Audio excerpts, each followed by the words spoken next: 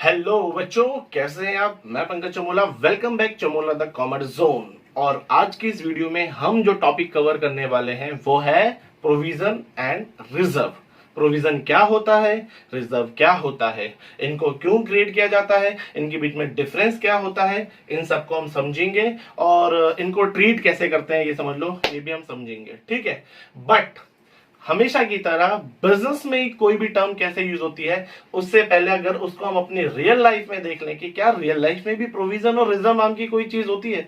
क्या जो हमारा दिनचर्या है उसमें हम प्रोविजन रिजर्व कुछ होता है। अगर हमें प्रैक्टिकली समझ में आ गया तो हमें थ्योरेटिकली करने में तो कोई दिक्कत ही नहीं आएगी अकाउंट्स में, है ना। तो चलो फिर क्यों ना एक बार प्रैक्टिकली समझ लेते हैं होता क्या है रिजर्व और प्रोविजन हमारे रियल लाइफ में। तो चलिए स्टार्ट करते हैं विदाउट वेस्टिंग टाइम। होता है एक आम आदमी का जीवन, राइट। वो क्या करता है, आम आदमी फैमिली समझ लो, ठीक है। आदमी का काम क्या होता है, वो महीने भर काम करता है, उसको महीने के एंड में सैलरी मिलती है, ठीक है। उससे वो अपना घर के क्या होता है खर्चे पूरा करता है, जैसे राशन हो गया, राइट। और घर के बाकी खर्चे हो गए, ठीक है। और उन खर्चे करने के बाद जो बच गया वो क्या हो गई, वो उसकी सेविंग हो गई। यही होता है सबका लाइफस्टाइल, ऐसे ही चलता है नॉर्मली। जितने भी लोग देख रहे हैं सबको पता है कि ऐसे ही होता है भाई। पापा सैलरी कमा के लाए और जो भी खर्चे हैं, राशन हो गए, स्कूल की फीस हो गई, वट जो भी खर्चे हैं, ठीक है। और उसमें से जो बच गया वो मम्मी ने क्या कर लिया, सेव कर लिया अपने अकाउंट में। हाँ भाई, जो सेविंग है, सेविंग पे किसी का हक नहीं भैया, मेरा हक है, ठीक है। चलो जी, अब क्या होगा, इसी लाइफस्टाइल में दो तरीके के चैलेंजेस होते हैं जो फेस करने पड़ जाते हैं कई बार। एक तो भाई हमारे टारगेट, हमारे गोल, हमारे सपने बड़े, ठीक है, जो जरूरी समझ लो, जो जिम्मेदारी समझ लो। और एक इधर आते हैं जो आने वाले टाइम में सडनली कोई खर्चा आने वाला है, तो उसको हम कैसे फेस करेंगे, राइट। ये दो तरीके के चैलेंजेस हो गए। तो एक एक करके जरा दोनों को समझ लेते हैं। पहला, छोटे चैलेंजेस। सडनली पता चलता है कि 2 3 6 8 महीने बाद कोई कार्य खड़ा होने वाला है। मान लो पता चलता है कि 4 6 8 महीने बाद मेरे कजन की शादी होने वाली है, चाचा ताऊ के लड़के की शादी होने वाली है, या 4 6 महीने बाद मेरे घर रिपेयर होने की कगार पे, मुझे रिपेयर करना है। ये समझ लो कि 4 6 महीने बाद मेरी इंश्योरेंस की कोई प्रीमियम की डेट आ रही है, उसको पे करना पड़ रहा है ना। तो ये अनुमानित है कि 4 6 महीने बाद ये खर्चे खड़े होने वाले हैं। अब मैं ठहरा आम आदमी, तो मेरा तो मंथली इनकम जो है, मेरा हिसाब किताब वो कम है। अब मुझे पहले ही पता लग गया कि 4 6 महीने बाद ये खर्चे खड़े होने वाले हैं, तो क्या करेंगे। या तो पहला, उस जिस मंथ में उस खर्चे की डेट आ रही है, जिस जरूरत आ रही है, तब तक वेट करें, देखी जाएगी। ऐसे होते हैं बहुत लोग जो बोलते हैं देखी जाएगी, बड़े बड़े कार्य में बोलते हैं जब होगा तब देखा जाएगा, फिर जुगाड़ करने की सोचते हैं। ऐसे नहीं चलती लाइफ, राइट। अगर आम आदमी है तो वो क्या करेगा, उसको पता है ये खर्चा आने वाला है, 4 6 महीने मेरे पास है, तो मैं क्या करूंगा, अभी शायद थोड़ी और मेहनत करके क्या करूंगा, उस खर्चे के लिए थोड़ा थोड़ा अमाउंट निकालने की कोशिश करूं इस महीने से। जैसे ही मुझे आज पता चला कि 4 महीने बाद मेरा खर्चा है, 6 महीने बाद मेरा खर्चा है, तो मैं क्या करूंगा, उसके लिए अभी से थोड़ा थोड़ा जोड़ना स्टार्ट करूंगा, ताकि जिस मंथ में वो कार्य हो, उस मंथ में मेरे मंथली खर्चे पे कोई बर्डन ना पड़े, मैं एडजस्ट कर सकूं। तो अगर मैंने आज से जोड़ना स्टार्ट कर दिया तो 4 महीने बाद मेरे रिश्तेदार की शादी है, वहां मैं जोड़ पाऊंगा कुछ। या मेरे घर की रिपेयरमेंट, दिवाली आ रही है, कुछ भी है, मुझे रिपेयर करवाना है घर, क्या पता रिपेयर के साथ सोच लूं चमका दूं और थोड़ा एक्सपेंड कर दूं, तो उसके लिए चाहिए फंड। ये समझ लो कोई मेरी प्रीमियम की जो डेट आ रही है, मतलब इंश्योरेंस की, तो वो पे करना जरूरी है, तो उसके लिए भी मुझे अमाउंट चाहिए। तो अगर मैं आज से जोड़ लूंगा उसके लिए, तो उस मंथ में मुझे प्रॉब्लम नहीं आएगी। ये हो गया पहले चैलेंज का सोल्यूशन। ऐसे ही होता है, ठीक है। अब आते हैं दूसरा चैलेंज, राइट। आम आदमी में तो देखो क्या होता है, या तो सपने होते हैं या जिम्मेदारी वाली बात होती है। कॉमन आम आदमी को एक प्रॉब्लम कह लो, ये एक सिचुएशन एक फेस करनी पड़ती है। क्या, जब किसी के घर में अगर लड़की पैदा होती है जैसे, तो पूरा समाज उसे ज्ञान देता है, क्या बेटा डे 1 जोड़ ले, आज से 2 खर्चे कम कर ले, बट इसके लिए जोड़ ले, 25 साल बाद इसकी शादी होनी है, जोड़ ले। 20 साल पहले मान लो किसी के घर में लड़की पैदा हुई, उसने जोड़ा पैसा, ठीक है, किसकी शादी के लिए, समाज ने उसे बोला जोड़ ले, उसने उसी टाइम उसके लिए LIC करा दी, FD करा दी, कुछ भी करा दिया, थोड़ा थोड़ा करके जोड़ लिया। लड़की 17 18 साल की हो गई, उसने 25 साल के लिए जोड़ा था। अब क्या होता है, 17 18 साल की हो गई, लड़की ने कहा पापा मुझे कोर्स करना है, बट प्रॉब्लम क्या है, पैसे तो है ही नहीं। तब वो क्या सोचेंगे कि उस समय यार मैंने इसकी शादी के लिए जोड़ा हुआ है, राइट, तो उस पैसे को मैं 6 साल, अभी 5 6 साल है शादी के लिए, तो क्यों ना इसके कोर्स पे निकाल लिया जाए, राइट। तो यहां पे क्या हो रहा है, किसी बड़े टारगेट के लिए आपने पैसा निकाला था, बट आप चेंज कर सकते उसे। यहाँ पे ये नहीं कर सकते। चाचा के ताऊ के घर में शादी है तो भैया वहां के लिए जो खर्चा बुक किया तो वही होगा। रिपेयर के लिए जो खर्चा, बाकी चीजें भाड़ में, रिपेयर के लिए जो काम अगर पैसा निकाला है तो भैया घर मकान एक बार थोड़ी ना बनता है, बुढ़ापे का सहारा है, तो उसको चमकाना है, वो एक ही बार तैयार होगा, बात खत्म। या इंश्योरेंस की डेट है, वो ऐसा तो नहीं कि इस महीने तो अगले महीने दे दी जाएगी, वो उसी दिन होगी। समझ में आ रही बात? हाँ। बट यहाँ पे क्या है, एक बड़ा गोल था, एक बड़ा सेट था, आपका टारगेट कुछ और था, ठीक है। उस आदमी के लिए ये था, बट उसको लगा कि नहीं यार शादी से पहले क्यों ना इसके कोर्स पे लगा दूं, पढ़ लिख के कुछ बन गई तो अपने आप ही कर लेगी, है ना। और आम सब यही करते हैं लोग।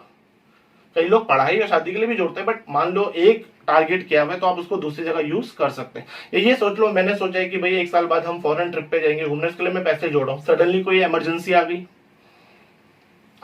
तो मुझे क्या, मैं वो ट्रिप के बारे में सोचूंगा? नहीं, वो पैसा वहां से निकाल के मैं यहाँ लगाऊंगा। ये सोच रहा हूँ मैं बड़े घर लेने के बारे में सोच रहा हूँ, बट सडनली कोई सिचुएशन ऐसी आ गई, मुझे खर्च करने पड़ गया, अपने बिजनेस में लगाना पड़ गया, तो वहां का पैसा मैं यहाँ लगा रहा हूँ। तो आई होप आपको यहां तक क्लियर हो गया हो कि 2 चैलेंजेस थे। पहला जो सडनली खड़ा हो जाता है, अनुमानित फंक्शन हो गया, घर का रिपेयर हो गया, या कोई लायबिलिटी जैसे कि इंश्योरेंस की प्रीमियम हो गई। एक तरफ इधर आपके डिजायर कि हाँ भाई चाहते हो आप एक्सपेंड करना, जब हर महीने, अगर उसको पता है, ये कब चाहते हो, जब आपको पता है हर महीने कुछ ना कुछ मेरा पैसा बच रहा है, सेव हो रहा है, तो क्यों ना इसमें से मैं ये इसके बारे में सोचूं। हम ऐसे प्लान करने लग जाते हैं। तो ये होता है रियल लाइफ में। देखो, जो बड़ा टारगेट है वो है रिजर्व। बेटी की शादी के लिए पैसा जोड़ना 25 साल, मतलब लंबा, तो वो क्या हो गया, वो रिजर्व हो गया। हाँ, वो क्या किसी और काम आ सकता है? हाँ, अगर उसकी पढ़ाई में मुझे कोर्स के लिए जरूरत पड़ जाए तो मैं वहां यूज कर सकता हूँ। मुझे बड़े घर के लिए पैसा जोड़ना था, मैंने जोड़ दिया, क्या मैं उसे कहीं और यूज कर सकता हूँ? कर सकता हूँ। मेरे को फॉरेन ट्रिप के जाने था पैसे के लिए, मैंने फॉरेन ट्रिप के लिए मैंने पैसा जोड़ा था, क्या मैं उसे कहीं और यूज कर सकता हूँ? जी कर सकता हूँ। यहाँ क्या है, ये प्रोविजन है। जो 6 महीने बाद, 4 महीने बाद होने वाला है, ये प्रोविजन है। क्या है ये? प्रोविजन है। तो इसमें क्या होता है, इसमें भैया जो खर्चे, उस खर्चे के लिए जो निकाला गया है तो वही बुक होगा। क्यों? ये शॉर्ट टर्म में आने वाली एंटिसिपेटेड लॉस या लायबिलिटी है, ठीक है। तो प्रोविजन और रिजर्व रियल लाइफ में समझ में आ गया। अब आ जाओ अकाउंटिंग में कैसे ट्रीट करते हैं, क्या होता है। अकाउंट में भी तो यही कहा गया प्रोविजन और रिजर्व के बारे में। क्या कहा गया? प्रोविजन एक अमाउंट अलग निकाल के रखना for anticipated loss and liability, वो प्रोविजन है। आने वाले अनुमानित लॉस या लायबिलिटी के लिए एक अमाउंट अलग निकाल के रखना। जैसे बाकी खर्चे आप बुक कर रहे हो तो उसको भी आप अलग निकाल दो। आपको पता लग रहा है कि आने वाले टाइम मतलब फ्यूचर, मतलब 1 साल बाद, 1 साल बाद, यहाँ अगले 1-2 महीने बात नहीं हो रही, करंट ईयर में आपको पता चलता है आने वाले टाइम में आपको कोई लायबिलिटी पे करनी पड़ रही है या कोई लॉस होने वाला है, तो उससे बचने के लिए, क्या पता उस टाइम आपके पास फंड ना हो, तो उससे बचने के लिए आज आप अपने एक छोटा सा अमाउंट अलग निकाल के रख दो, राइट। तो उसको क्या बोलेंगे? प्रोविजन बोलेंगे। दूसरी बात, ये चार्ज अगेंस्ट द प्रॉफिट होता है। भैया प्रॉफिट हो या ना हो, ये एक खर्चा बुक करना है तो करना है। तीसरा, इसके एग्जांपल देख लो, provision for bad debt, provision for depreciation, provision for tax. Provision for bad debt, provision for depreciation, ये तो हो गया anticipated loss. Provision for tax देने की लायबिलिटी है, वो हो गया एंटिसिपेटेड एक्सपेक्टेड लायबिलिटी, ठीक है। यानी कि ये दोनों क्लियर हो गया कि इनके लिए हमें पहले से ही पैसा निकाल के रखना पड़ रहा है, ठीक है। Provision can only use for which it is created. इसका मतलब प्रोविजन उसी के लिए यूज किया जाएगा जिसके लिए क्रिएट की गई है। फिर उसके बाद क्या कहा गया, इसको कहां दिखाते हैं? इसको हम 2 चीजों का कटिंग दिखाते हैं, एक प्रॉफिट एंड लॉस में डेबिट साइड, और दूसरा बैलेंस शीट में दिखाएंगे। बट ये डिपेंड करता है क्या, कि क्या ये एसेट्स के ऊपर है। अगर ये एसेट्स के ऊपर है लॉस तो वो एसेट्स में से माइनस हो जाएगा, और अगर लायबिलिटी के लिए है प्रोविजन तो वो लायबिलिटी साइड दिखाया जाएगा। जैसे प्रोविजन फॉर डेप्रिसिएशन का, प्रोविजन फॉर डाउटफुल डेप्ट का, तो doubtful dept, provision for doubtful डेप्ट को डेटर में से माइनस कर दिया, प्रोविजन फॉर डेप्रिसिएशन को एसेट्स में से माइनस कर दिया। बट अगर प्रोविजन फॉर टैक्स हुआ तो लायबिलिटी साइड दिखा दिया, ठीक है। ये था प्रोविजन के बारे में। अब चलते हैं रिजर्व के बारे में। रिजर्व क्या कह रहा है, जब उसे पता है कि हर महीने कुछ ना कुछ प्रॉफिट हो रहा है, हर साल कुछ ना कुछ प्रॉफिट हो रहा है, क्योंकि अकाउंटिंग तो पूरे साल की होती है, तो हर साल उसे प्रॉफिट हो रहा है, तो अब वो सोच रहा है कि प्रॉफिट में से क्यों ना मैं कुछ अमाउंट निकाल के उसे इन्वेस्ट करने के बारे में सोचूं या कोई अपने बिजनेस को एक्सपेंड करने के बारे में सोचूं, तो यहां देखो प्रॉफिट मैटर नहीं करता प्रोविजन में। यहाँ भैया लायबिलिटी खर्चा खड़ा हो रहा है, लायबिलिटी खड़ी हो रही है या कोई लॉस होने वाला है, तो उसके लिए वो अमाउंट आप पहले से निकाल दो। यहाँ प्रॉफिट के बाद सोचा जा रहा है कि जब प्रॉफिट हो रहा है उसमें से कोई पार्ट आपने रिटेन करना है। किस लिए? क्या पता फ्यूचर में किसी और यूज आ जाए। समझ में आ रही बात? वही कि भैया आज बचा रहा हूं ताकि फ्यूचर में, किस लिए? फ्यूचर में शादी के लिए काम आ जाए या बच्चों की पढ़ाई के लिए काम आ जाए। ठीक है, समझ में आ रही बात? या घर बनाना हो उसके लिए काम आ जाए। तो यहां पे भी क्या है? फ्यूचर में होने वाला यूज। ठीक है, तो इसके बारे में क्या पढ़ेंगे? सबसे पहला, it retain a part of profit for use in future. ठीक है, दूसरा, it's appropriation out of profit, मतलब ये प्रॉफिट में से निकाला गया एक पार्ट है। इसके एग्जांपल देख लेते हैं।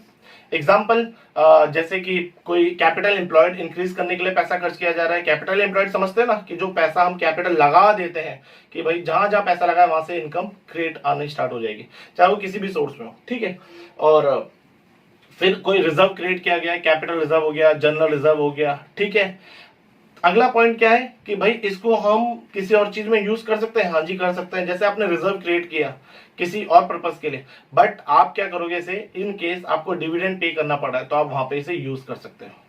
ठीक है, फिर लास्ट पॉइंट, इसको कहां दिखाते हैं? इसको हम दिखाते हैं बैलेंस शीट में, लायबिलिटी साइड। क्यों?